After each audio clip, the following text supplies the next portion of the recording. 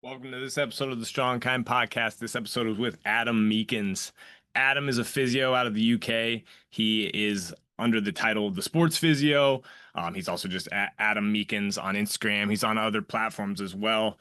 Adam is someone that I've followed for a long time. If you're in the physio world, he's somewhat of a celebrity. He probably doesn't love that title, but he posts really great content. He's very authentic. He wants to combat general silliness and also just help inform and educate people to be more optimistic about their body and how pain can get better. And I really enjoyed this discussion. We touched on a lot of great things, from just authenticity as a person and a healthcare provider. We also talked about statistics and managing data and research. It was a great episode. I really think there's a lot of value in it. And I appreciate Adam coming on. Thanks for being here. If you are interested in strength and kindness coaching for rehab and performance, please hit me up on Instagram. I appreciate you being here. Thanks so much. Try to record. All right, Adam Meakins. I just mentioned to Adam that I'm a longtime fan, which is funny because, Adam's a physio. I'm a physio. But it's kind of funny how this culture of like fandom has developed. Maybe that's a good starting point. What do you think of that as like a guy who Yeah. went into like sports physio? Like, I don't know. You've probably been a practitioner. How long, Adam? Well, I've been a physio 25 years, but I've been in and around health, fitness, wellness probably for nearly 35 years. I'm over the 50-year-old mark now, so I've been around a few blocks, so to say. So yeah, I've been around a bit. But to answer that question about, popularity, and when people say I've got, fans or I'm a fan, it does make me feel kind of awkward because I had no aspirations to ever become well known or recognized on social media, a complete an accident. And it does make me feel a little bit awkward because there's this common assumption that when you're followed widely on social media, it means you're more of an expert, you know more things. And I'm a big believer of not actually agreeing with that, because I see some of the most influential, highly followed healthcare professionals, fitness professionals out there actually probably being the less educated, the less informed. And then there's some lesser known people out there who are astronomically knowledgeable and then they deserve to be known far and wide, and yet they're not. So I always have that little bit of awkwardness when people say, "Oh, you're so popular, it's it must be good." I'm like, not really, because you can end up being lumped together with all these other idiots. Well, I think I'm gonna give you, because I always look at it. I think there is you're you and I'm gonna say me. I think there's a lot of people trying to do better, right? And also, like, I'm gonna be honest too, like I run my own business, and how I market is through Instagram and like terrible YouTube videos that I just like throw up, right? And this podcast to some extent, right? Like, I mean, to just be really blunt, like, this is marketing. This is also like my favorite thing because I get to talk to, like, I've talked to like Jim Windler. I've talked to who else? I've talked to Ben Cormack, who I would have never ever talked to. I've talked to Austin Baraki, like, by having a podcast. So there's been this awesome advantage, and then I've also had people see those things, right? And um but then there's also just this, man, I just go back to, you don't get to escape high school. Like, all life really is just high school over and over again. Like, in just like slightly different ways. Like, I think the only way to evolve is to just become like the chill guy, in high school, who's like just doesn't give a shit, right? Or maybe if you've ever seen Dazed and Confused, I don't know if that's in the UK, but it's Matthew McConaughey's character is like a 28-year-old dude who hangs out with the high schoolers, and it's like you just have to learn to manage it. But you're so right. Like, I think what people do, and I could name names. We'll name one, like the squat use. There's a lady in my feed right now that I get her ads because I just like fell down a rabbit hole, and she just talks about alignment over and over again. And it's like they've found something that sells, and then they just go down that rabbit hole, right? And they never update, or they just don't care to update, or they do update and they just realize, oh, people fall for you're out of alignment. People fall for don't do this exercise, right? So being more nuanced is tricky because, but we also probably like a lot of people that work with me, they're honestly like they're smart. They're sometimes too smart. Like sometimes it's like just be a little dumber here and just, yoink on the barbell here. But yeah, so like I don't know if any of that resonated with you, but I think it's just I try to do my best to convey information that is at least optimistic, right? Yeah. Everybody is self-promoting on social media. Everybody. That's the whole point of social media.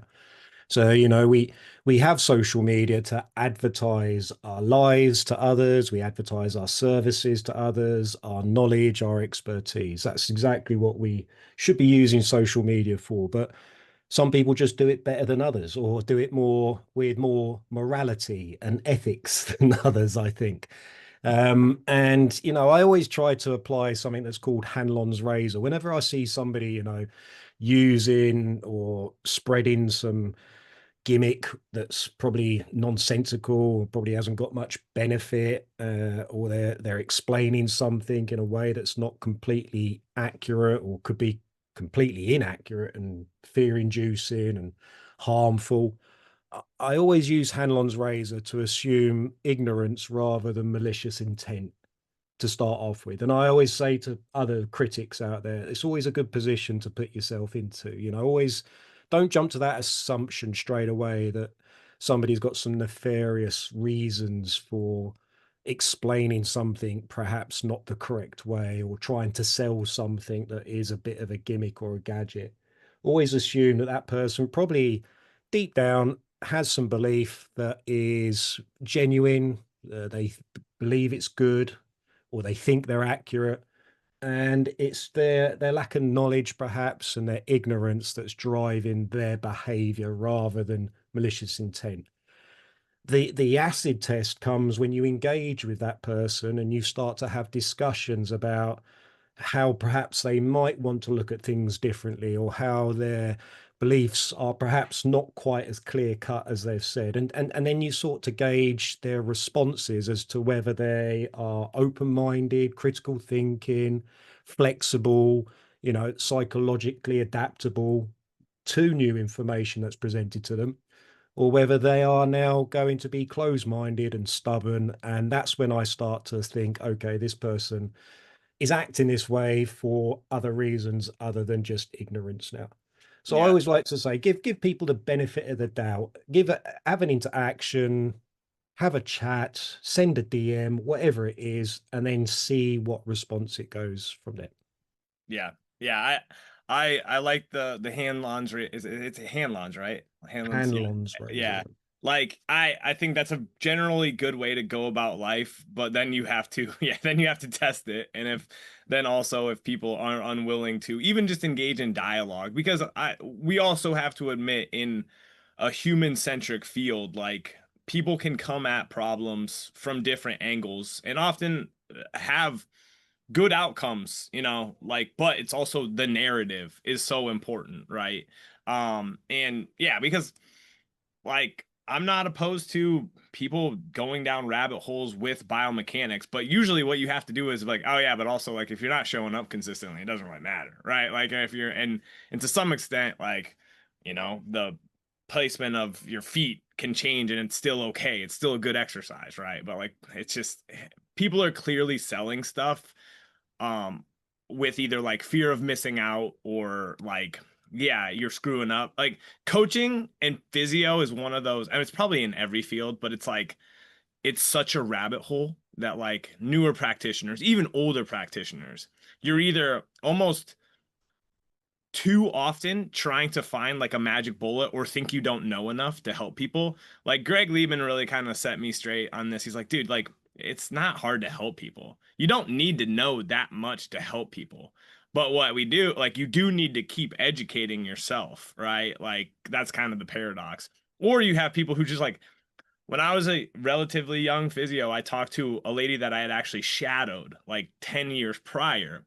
And I had really changed a whole lot of my at least beliefs. I'd like seen barbell medicine type of stuff. I'd started to understand more load management. And this lady just talked to me about like hands-on therapy and how she can feel stuff and XYZ. And I just was like, oh, so like this is what happens. You just start to believe your own stuff over and over. And it doesn't mean she's not helping people, but she's also like it was kind of clear she was finding people that wanted to work with her that like wanted what she was putting out. And that's the other tricky thing is like you just create like your own silo, which if that silo's not interacting with anybody else, it's like maybe that's bad. But I kind of think it's like we're trying to figure out an overlap. Like what is hands-on stuff? It's like a lot of times, again, to use a television reference that you might not have seen because it's the American version, but like Dwight Schrute, from The Office here, he like calms Phyllis down with like manual therapy type of stuff when she has like a back tweak. I'm like, this is what it is. It's like we're calming people down. We're helping them feel good, right? Yeah, absolutely. There's a lot of over overthinking on mechanisms with regards to interventions and treatments and even exercises, especially by physios, but it's across all therapies and trainers and coaches as well. Everybody has this complexity bias. We go for the one that's the more complex explanation. So, it's got to be your fascia that's the problem, or you've got to have some neurological issue that's now being, reset with this system or this method that you're applying, rather than just looking at the simpler practical explanation as to, you could be just reassuring somebody that it's safe to move when they felt a little bit unnerving to move, So we just have this bias towards the more complicated explanation for a lot of reasons. And I think a lot of it comes from insecurity and inferiority complexes that a lot of physios have. Physiotherapists in healthcare are constantly trying to prove their worth. And so what they tend to do is they like to overcomplicate, over exaggerate what they're doing and how they're doing it, adding some special juju and some magic that nobody else can do to make themselves seem, indispensable. And I find it sad and kind of pathetic, really, because physios have got a lot of value to offer people when they cut out all the silly bullshit. They really have. Yeah. They are in a unique position where they're often, well respected by the public. We're trusted. We have a reputation, and I don't know how we've got it for being, so-called evidence-based, when Yeah. actually I see the vast majority of them not. But we're in this fortunate position a lot of the time where the public do listen to physiotherapists, and we can use that to our advantage. But I just find they end up physios coming up with all sorts of stuff that says overcomplicated. It could be a possible reason, but it's unlikely to be a reason. And they often tend to come with, negative consequences. These over complexity explanations or, you know, suggestions of what's going on put the fear of God into people. It scares the shit out of people rather than actually making them feel, robust and resilient. And yeah, okay, things are feeling shit at the moment, but it's okay. You're not broken. There's nothing needed to be fixed. It just needs some time. These are the things perhaps to look at, to try and help things along, feel a bit more comfortable. There's a lot of fucking value in that. And I really don't understand why physios can't see that, or a lot of physios can't see that. It drives me crazy. And I I think it is insecurity. I'm 100% in agreement with you that there's an insecurity and inferiority, and how will I be in practice if there is not dependence, right? Instead of like and even moving to like maybe a codependence and then to maybe hopefully an interdependence, but it's a lot of the narratives just persist because I even if it's not conscious, I think it's like, well, if this person doesn't I mean, because I worked my first job out of school was in what you would could call like a traditional orthopedic clinic that was not athletes. There were a few athletes, but it was mostly, a weekend warrior type adults and folks over 60, right? And, a few times I basically kind of like would reassure people and And I also think the system that you're in matters, but I would reassure people and be like, hey, like, I'd literally put somebody with back pain on a bike and be like, this is actually a really good exercise for you because it gets you moving, it feels good. And they're like, oh, really? I can just bike and my back will get better. I'm like, yeah.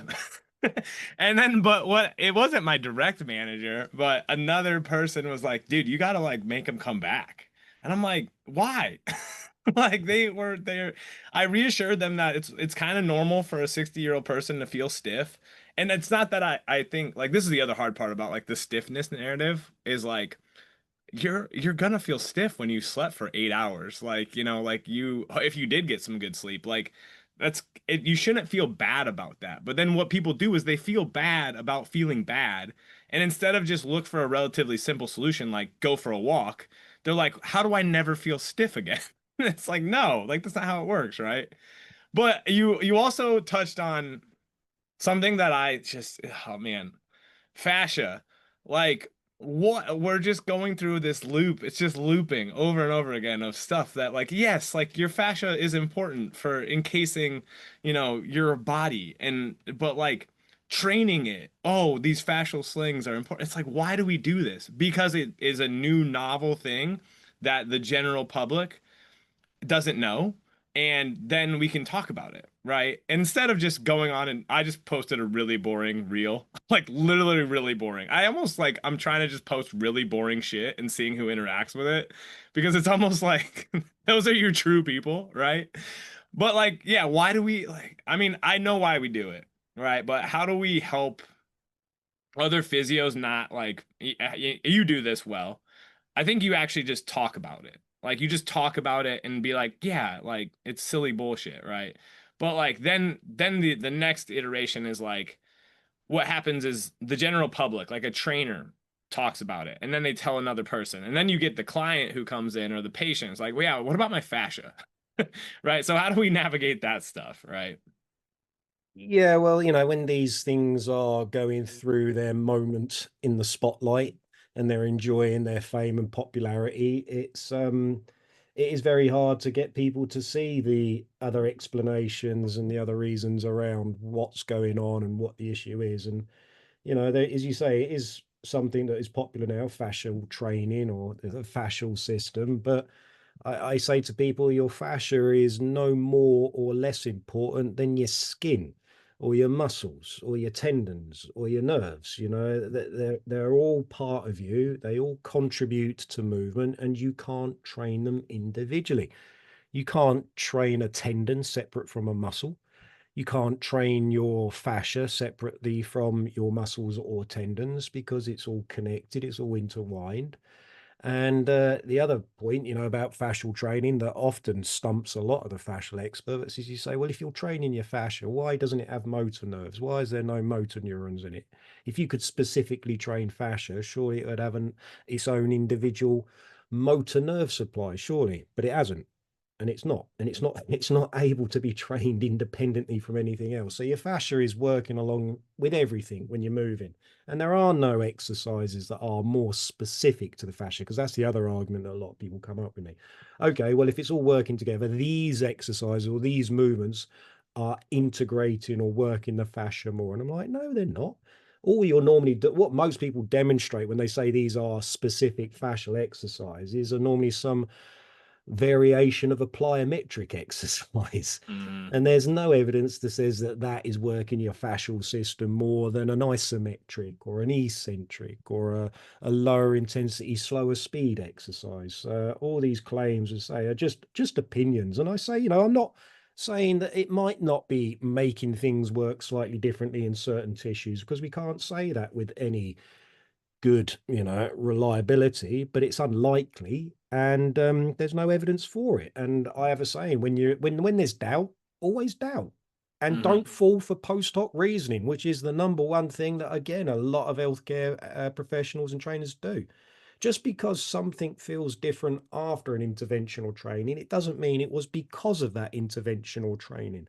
And that hmm is that common post hoc reasoning that says, oh, something has changed after I've done this, therefore this must have caused that. And that's not always the case, because there are a million and one other potential explanations as to why something feels different after a treatment other than the actual treatment or intervention. And that's all I try and get people to be aware of. What is the alternative explanations? What are the other reasons?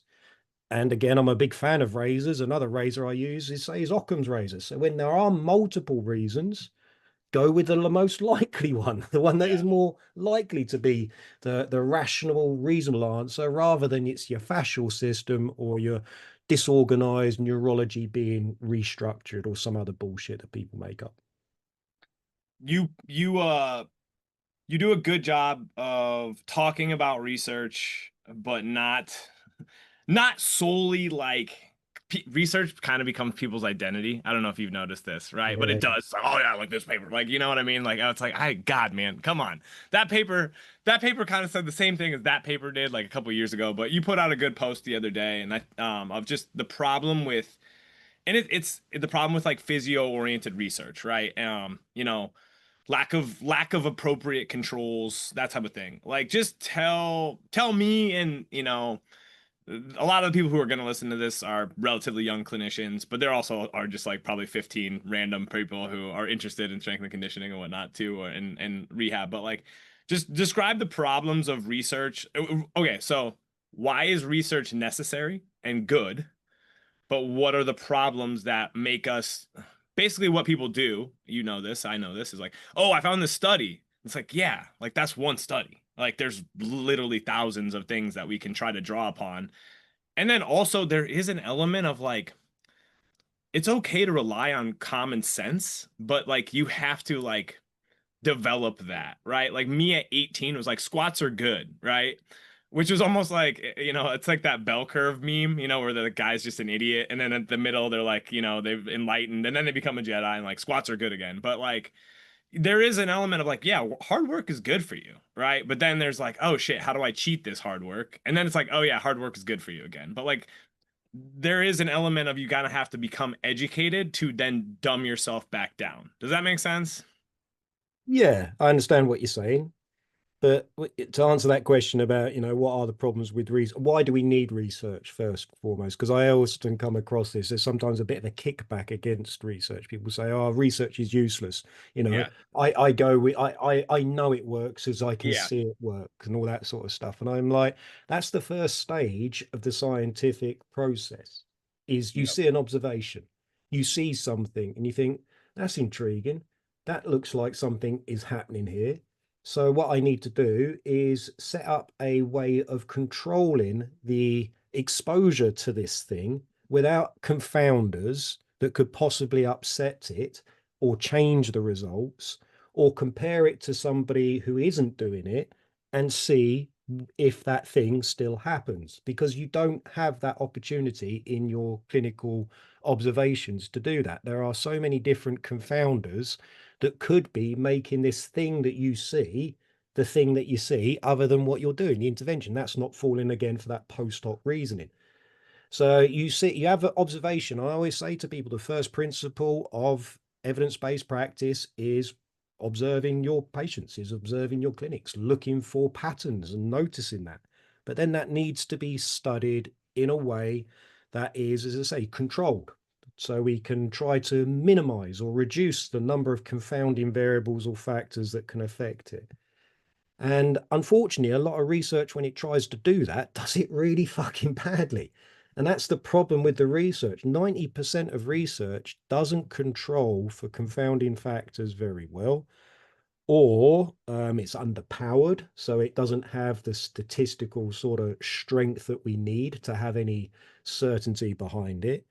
Or it's just not compared to a no intervention treatment group, which is the number one issue I see in a lot of controlled studies. Is they're just comparing one treatment to another treatment and looking for superiority and say, it works. I'm like, you can't say it works. All you're doing is showing one compared to another. You're not actually comparing it to nothing, to a control group who doesn't receive any intervention. Because when you do that, when it is done occasionally, you do get some rather interesting results that tend to show there is a lot of treatments that we think helps people that actually, when it isn't actually applied, doesn't seem to do that much. The effect sizes and the amounts of change in the outcome measures slightly better, but often don't reach either statistical difference or clinically meaningful difference. And that's the other thing that I often say to people when you're reading research. Statistics are confusing and complicated. And one of my favorite sayings about statistics is that they can be used and abused and sometimes misrepresented. And statistics are like bikinis. What they reveal is very interesting, but what they conceal is even more interesting. And I often find, a lot of people, a lot of clever people, statistical people can bury things in statistics. And if you're not switched on and you're not clued up and you don't understand them very well, and I don't, I'm no statistician. They fucking 90% of all stats are over my head, well and truly. Yeah. Yeah. But occasionally, you'll see this result that looks too good to be true. And I often say it will be too good to be true because there's some statistical higgery jiggery pokery going in there. And just because it is statistically different doesn't mean that it's clinically meaningful. And that's the other thing that a lot of our research shows. A small statistical difference, P0.005, but when you look at the outcome measures they've used and you know what the minimal clinical important difference is or isn't, you very rarely see these differences, these statistical differences reaching clinical meaningfulness, which means, yeah, okay, statistically on paper, this treatment is better than that treatment. But to patients, it means very fucking little because the outcome Yeah. measures are probably much not meeting minimal important clinical difference for patients. So at the end of and you've talked about the like getting, so one of the big reasons that PTs in the United States were now credentialed or considered getting a doctorate is because there's a research component to those things, right? Um what Oh, I don't took get me started on the I doctor know, title and either. it's okay because honest, and then like it's like, why does it doesn't really matter. I honestly think that if it should be one of two things. Like PTs should kind of either go back to just being like a master's level, like credentialing, 2 years, whatever. I think that that's like it's the same thing, right? Or go just, you want to call us doctors, make us go to medical school, right? And be like, for me at this point, I love what I do. I get to do a lot of different cool things. It keeps me interested. When I want to get into why do physios quit, because I think that's a really good thing that you touched on here, and I think it's enlightening. But I took away from from the research component that shit, we're just like maneuvering variables to say we did something. Like in it, like again, these were it wasn't anything against really anybody. It was just like, this is a terrible study that we're conducting, but we have to conduct it. And the people, the graduate students that were helping our lab, yeah, we're just like, we can maneuver these variables and we can, talk about this. And it's like, yeah. So what did this actually tell us? Again, I'm with you. It's crazy how how complicated statistics are and how much we can maneuver data to. And then, there's also just a lot of conflicts of interest when it comes to publishing things anymore, right? Like it's very, very tricky. And to be a scientist, I sometimes I'm gonna regret saying this because I both love and hate humans. Like I'm so glad that I'm working with humans as opposed to just raw data all the time, because I think I was working with data all the time would blow my brains out. At least Yeah, yesterday, like I had a guy who was having knee pain with squatting, and it's like we figured out how he could squat without knee pain. I'm like, this is a win, right? Whereas if I'm looking at numbers, it's like, shit, kill me, right? yeah, So, yeah. um, but like you put out a post a couple weeks ago, maybe, yeah, a few weeks ago, but like, why do physios quit? And I'm just gonna throw in my own hat that there's a disillusionment there. I mean, I think this is a big problem with I'm a big fan of like Joseph Campbell, like The Power of Myth. I don't know if you know Joseph Campbell at all, like mythology and stuff, philosophy. I was a history major before I went into physical therapy, right? So I was a liberal arts person. And I think it's almost that breadth that helped me cut through the bullshit a little bit. Whereas a lot of my cohort was exercise phys people, exercise science. And and I love training. I was like the maybe one or two of a class of 40 people that actually went to the gym like consistently. We played sports and stuff, but like actually going to the gym and like training and stuff, it wasn't very many of us. And nothing against anybody. I'm like, but like that was like, why the hell are you guys here? Like this is literally what I think this is about, right? But I think there's this there's this pursuit like of I'm doing a hard thing in the United States where it's like I'm gonna get a doctorate. I'm gonna be a doctor, right? Oh, and then you get out and you're basically told like, yeah, you just see 30 patients a day and you write these notes that are shit that nobody reads. And yes, you get to help people, but um we're also kind of making we're making you a cog in this wheel, right? That's and then what happens is like you do that, you either say, I'm gonna do this for 30 years and hopefully retire, or I'm gonna be like, I'm gonna go work in sales, right? Or I'm gonna go work in tech or whatever, where it seems safer, which there's pros and cons to everything, right? Yeah, absolutely. I think, there's a lot of disillusionment in those first few years after graduation in a lot of physios all over the world.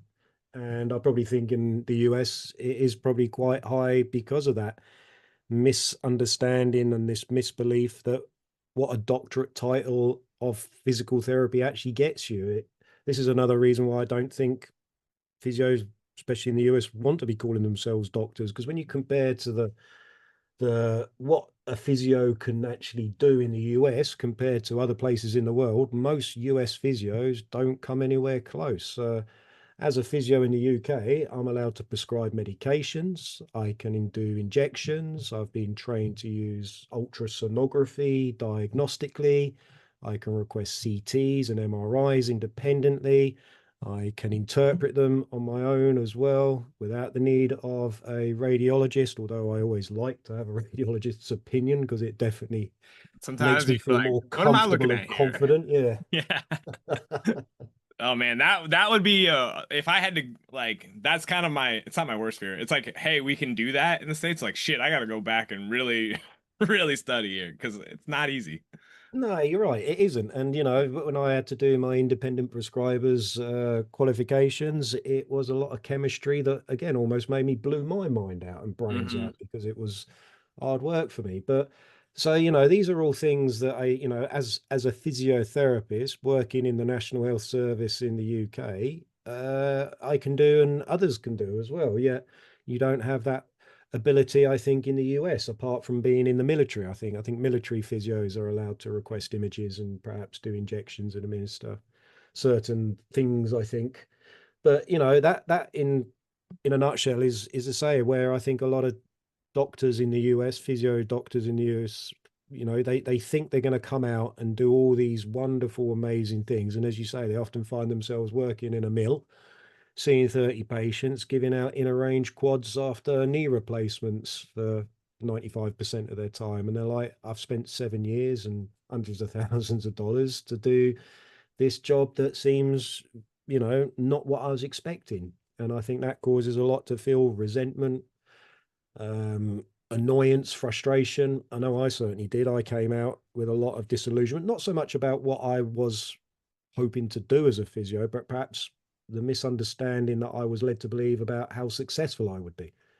Yeah. So I came out thinking, that I would be able to help everybody with back pain or the vast majority of people with back pain. And it'd be quite simple. I'd find out whether transverse abdominis isn't firing or not, or if they're in too much anterior pelvic tilt. I'd identify that. I'll tell them to fix it. And once it's fixed, problem solved. And that person will go away and say, thank you very much. You've been amazing. Here's a nice little present. Thanks for helping sort my back pain out. And in the real world, as you know, it just ain't that easy or that simple, unfortunately.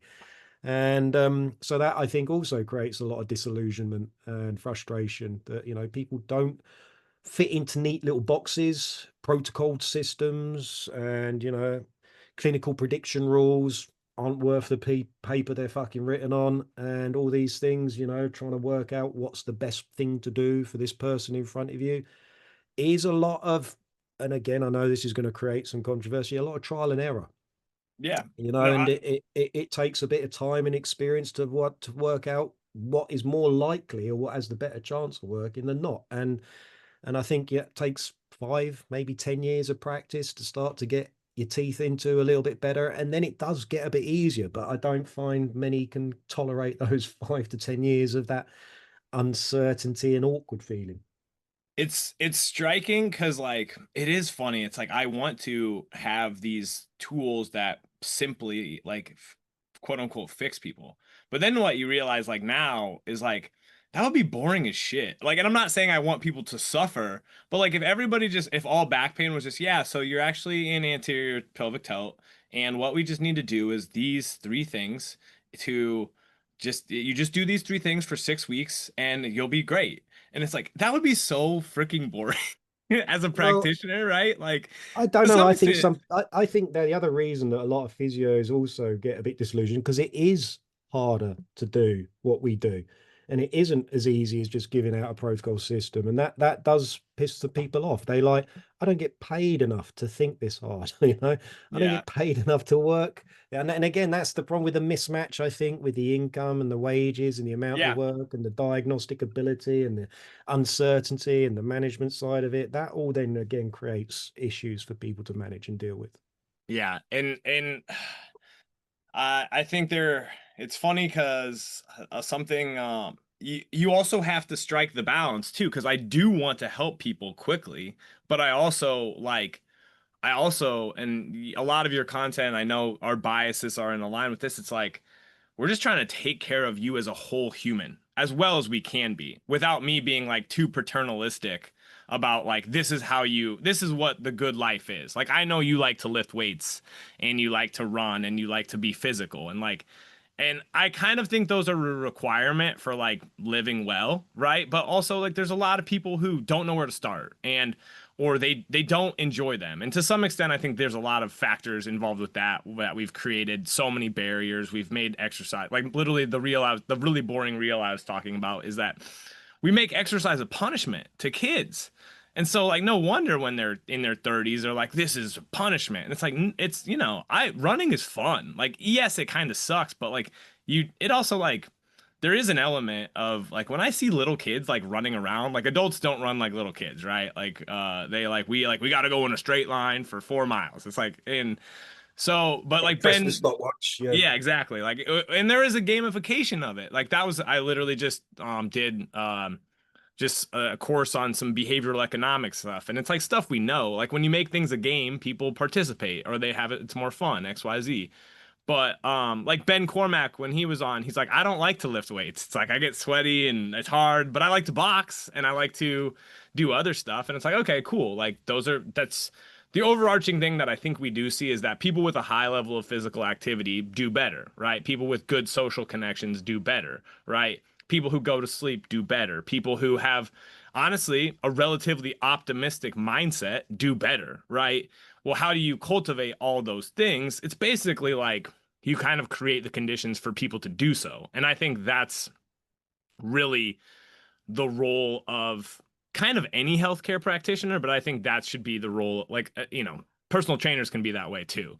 Um, we just often get when people have pain, like people are referred to us. And so, like, that's the game. And when you go to school and you spend a couple $100,000 and you buy into the bullshit that like you're gonna fix people, and I mean, I worked on a neurosurgery floor for 3 years before I went to PT school. Being around doctors I thought it was cool because they were cool. They were like they solved problems. They were either doing brain surgery or they were, figuring out complex problems. But then I realized, like, shit, I don't want to do that. I want to get like 10 years in front of this person with coronary artery disease coming and seeing me and saying, hey, if you start walking more, I can't guarantee anything, but if you start walking more, doing a little bit of strength training, good things might happen, right? But that's also like, yeah, okay, well, everybody knows that, but then how do we actually help people do it, right? Yeah, absolutely. I think, it's low hanging fruit is what we should be looking to try and look for in people who come to see us with their back pains and knee pains and shoulder pains. It's recognizing what are the factors that are probably contributing to this a lot. And it often is basically lifestyle or social economical factors in 99% of people and time, obviously. Yeah. So, I often say to people, we can't do much about time. Time is going to sort itself out. Things have favorable natural histories a lot of the time in musculoskeletal conditions. So that's just going to tick along in the background doing its thing. Now, I could amuse you whilst that's doing it and take some credit with some bullshit. Or I could perhaps look at other things that are also perhaps contributing, such as your low amounts of physical activity, your lack of sleep hygiene perhaps not being as good, your diet, nutrition, and we could perhaps have some discussions and things around this to try and see if we could also address that, which not only might help natural history along a little bit, but we could also perhaps, reduce reoccurrence rates later on in line and have all these other secondary benefits of just, as you say, living a healthier lifestyle. So that's exactly the sort of process and principles that as a physiotherapist I tend to go with now, and I have done for the last sort of 15, 20 years of my career. It's not looking at the things that need to be corrected or fixed in their biomechanics, because that very rarely is an issue. I'm never going to say never, because occasionally it can be, but very rarely. But instead, it's, say, taking a step back and looking at the bigger picture and looking at what are the low hanging fruit and trying to convince people of these things, which 90% of the time is the hardest job I find myself doing. It's Yeah. convincing people to recognize these factors are having a strong contribution, and as you say, trying to get them to first of all accept it and then try to do something about it. And as you all know, behavior change is incredibly difficult to do. In fact, it's one of the hardest things to do in ourselves, and also to try and do it in other people as well. Yeah. And that's the business we're in. I think we're in this business of trying to change people's behavior, and that's for another podcast probably, because that is a whole other topic. Well, I think it's a good segue into placebo effects. And I kind of make this qualification in my brain of placebo effects and belief effects, right? And I think they're two sides of the same coin. I read a good book recently called The Upside of Stress, and it's basically how we've been conditioned to believe that stress is just completely negative, right? Mm. And Bit so, like but inflammation. Everybody thinks yeah, inflammation is inflame. It's bad. like that's a very good analogy, right? Because like inflammation is like really good thing, right? Now, over time, excessive XYZ, and also the people talking about how XYZ causes inflammation are selling you complete bullshit. Because like, yeah, every time you go work out, you're gonna be inflamed a little bit, right? Like that's kind of the process. But like placebo, I think when people hear, so I also I also been accused of just telling people it's all in their head type of thing, right? And but like placebo effects are uh, you know they're powerful. Like when somebody comes in and if you've ever been told that you look like shit, you feel like shit, right? Or if you've been told that your form is terrible, you feel terrible about your form, right?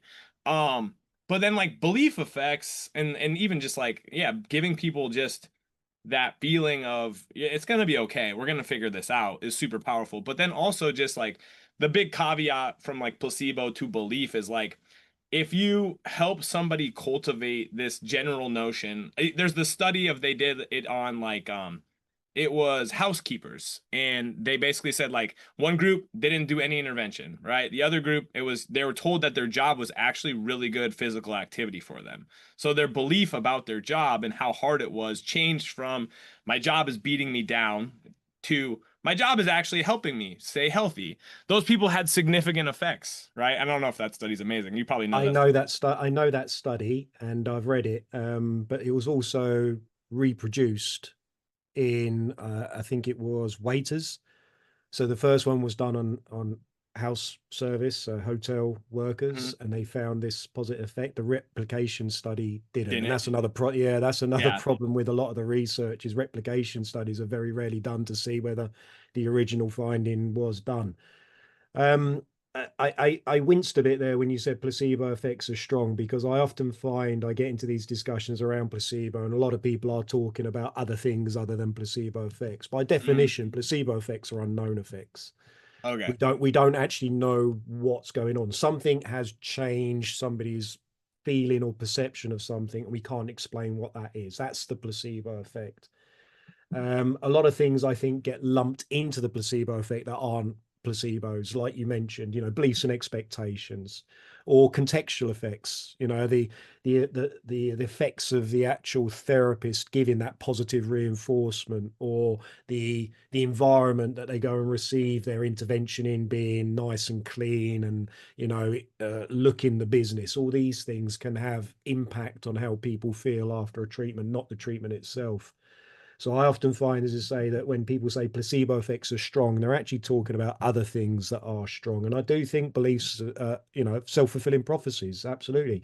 If you Yeah. think you can get better, you can get better. Self-efficacy, patients and individuals' levels of self-efficacy, which is their belief and confidence in their ability to do something at a particular time, often predict outcomes in a lot of musculoskeletal conditions. So if somebody has good self-efficacy, that their back pain is going to get better and it is manageable and controllable by themselves, they get better, regardless of the chronicity, the severity, the disability levels, their social economical backgrounds. And we see it not only in back pain, we see it in shoulder pain as well. So subacromial shoulder pain shows the strongest predictor of recovery from subacromial shoulder pain is the patient's levels of self-efficacy in thinking that this shoulder pain is going to get better. So if they can think they can get better, they will get better, regardless of severity and disability. But the opposite is true. If they don't think they can't get better, they won't get better. Even if they've only got a mild problem, only if it's, a slight inconvenience on daily activities. If they don't think it's improvable and they don't think it's going to get better, it won't get better. So again, that's something I ask healthcare professionals to keep an eye out for and look to try and change and address. And that's where, coming in with all the positivity, knowing the evidence, knowing about how things have this favorable natural history, it's really fucking useful to inform people of that, because it improves their self-efficacy, rather Yeah. than saying, oh, your scapula's a little bit out of position and you've got a bit of scoliosis and your serratus anterior isn't firing the way it should be. That's adding three other problems, which aren't really fucking problems, already onto somebody who's perhaps thinking that they aren't going to get better and now thinks, fuck, I've got four problems. I definitely aren't going to get better. Their self-efficacy goes down lower Yeah. after they've seen therapists. So that's the opposite of what we should be trying to do. But again, it all comes down to knowledge, expectations, and inferiorities, I think, of why physios do these things and say these things. I appreciate your very kind call out of me. Well, so this is my other tricky thing. Language, like code, because there's placebos. There's no, we have now also qualified things as nocebos, which is like a negative. But I really like your reframing in the true definition that's like they're unknown effects, right? Like, um, because I kind of unga boonga in my brain and I just lump stuff together, right? Like belief, It's you know. semantic. It can be semantics, I think. And that's kind of the hard thing is like it's both good and bad. Like the more clear you are in your language, the the more like humans crave clarity, right? We crave relative certainty, right? So having clear speaking about topics is good, but there's also a level of like, yeah, but you can't just keep going deeper, right? And that's the hard part about, and that's the ultimate reason that when we're managing beliefs, expectations, it's like don't I always just go back to one of my football coaches, American football. He was a dickhead, but he was also just really blunt. And he's like, if you screwed up, if you fucked up, he's just like, hey, if you can't help us, don't hurt us. And it's like, man, that's such a if you can't help somebody, don't hurt them. Don't give them seven more problems. Like just be optimistic and that's where we're circling back to the fixer mentality, the I have to have a solution. Again, yesterday, woman in my garage, we're talking about her squat, and I'm like, and she's like, how is my form? And I'm like, your squat is very serviceable. It is fine. It looks good. Like I'd give you a B plus. Like, and you know how you get to an A? You just keep doing it for a long time. And even then, I don't know if you get an A. So it doesn't matter. And she's like, I probably worry about it too much, don't I? And I go, yes, you do. Thank you. And she came to that conclusion, and it came from me kind of being a jerk, right? And that's like, Yeah. but she trusts me at that point, right? And I think that's where, and this is kind of my segue to authenticity, right? You posted some Warhammer oriented stuff. Right? That's like, which is, I see you got it back there. I have a buddy who loves Warhammer. I can't do the painting. I can't sit still. I don't know how you people do that. I played the video game. There's a Warhammer 40K. Space Marine game, freaking awesome. I could do that. But this ties into being willing to just be yourself, um as opposed to physios are often people pleasers, right? And I do think we are in customer service, right? I hate to use that word exactly, but I do think we're into, you're in a people helping profession. You have to be personable, right? But you should also be yourself. And so I don't know if you have any thoughts on that, but I just, when you posted like Warhammer shit, I'm like, oh, I like this, because not that I love Warhammer, I just can appreciate that you're putting out shit that like you like, and you're making analogies, and you're gonna get some Warhammer people who are like, yeah, this is cool, right? So what are your thoughts on that? Absolutely. You know, as you say, we're in the business of helping people, and people often trust people that they are thinking are people. And I think, you know, as part of a healthcare professional's job is to be a human being first and foremost. Don't be so ultra professional and polite that you stop to forget to be yourself and be a human being. And that involves, you know, your flaws and the warts and all the other issues as well. I think, you know, showing those and you know, not being afraid of them absolutely, as I say, adds trust and genuinity and authenticity to yourself as a healthcare professional. And you know, and I get in this conversation around language and swearing as well, because people, oh my God, you can't possibly swear as a healthcare professional in front of patients. Oh, why the fuck not? What, where is there the evidence, or where is there anything there that says, you know, we can't do that? Well, it's written in your standards of practice. You can't use abusive language. So yeah, I agree, you shouldn't abuse your patients, but where does it say you can't swear? Where does it says you can't use a word that might encourage somebody when they're feeling a bit low and down? Come on, fuck yeah, you got this. Go for it. You can smash this out the fucking park. Off you go, Ethel. Go and pick that weight up. What's wrong with doing that? You know, show me where that's going to have a negative impact on people. And I'm actually involved in a couple of research papers at the moment looking at the impact of healthcare professionals swearing with their patients. And the initial data is showing some very promising results.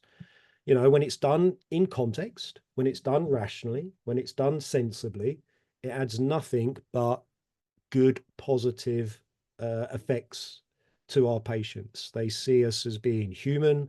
They see us as being more trustworthy, approachable, likable.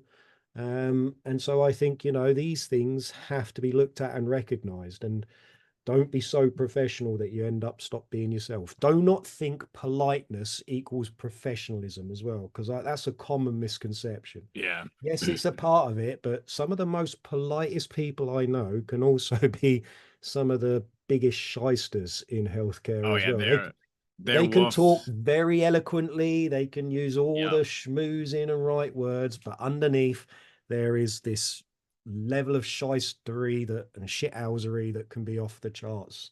I love the word shyster. Yeah, there will a lot of times really, really freaking polite, decorum oriented people are just wolves in sheep's clothing, right? And They it's can be, like, yeah, absolutely, yeah. and it's like probably one of my favorite tools is just the dye's envelope of function, and I think it can be applicable to a lot of things, right? Like there's this level of stimulus that's gonna drive some adaptation. Above that, you're kind of overdoing it. Below that, you're not doing it enough, right? And it's kind of the same thing with like being a human in healthcare. Like if you're an absolute like you got to Yeah, be like tidy, you know, like you can come look like if you boozed the night before and you're smelling and stinky, like you got to clean that up, right?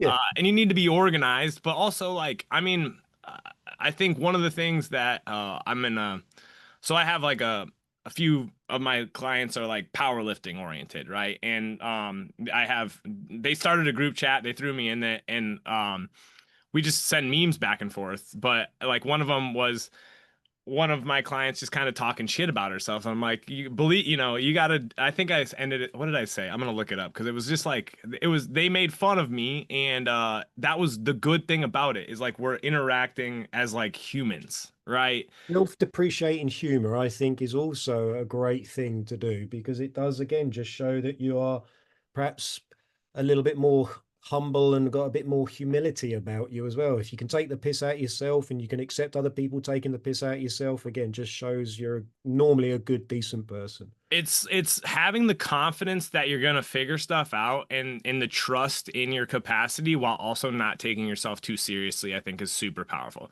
What I said was she posted about hybrid training and she just really likes to power lift. She's like, what if I really like this thing I specialize in? And I said, you get to choose what you like to do. Don't worry about what other people be doing. Just do OYU. So I misspelled you.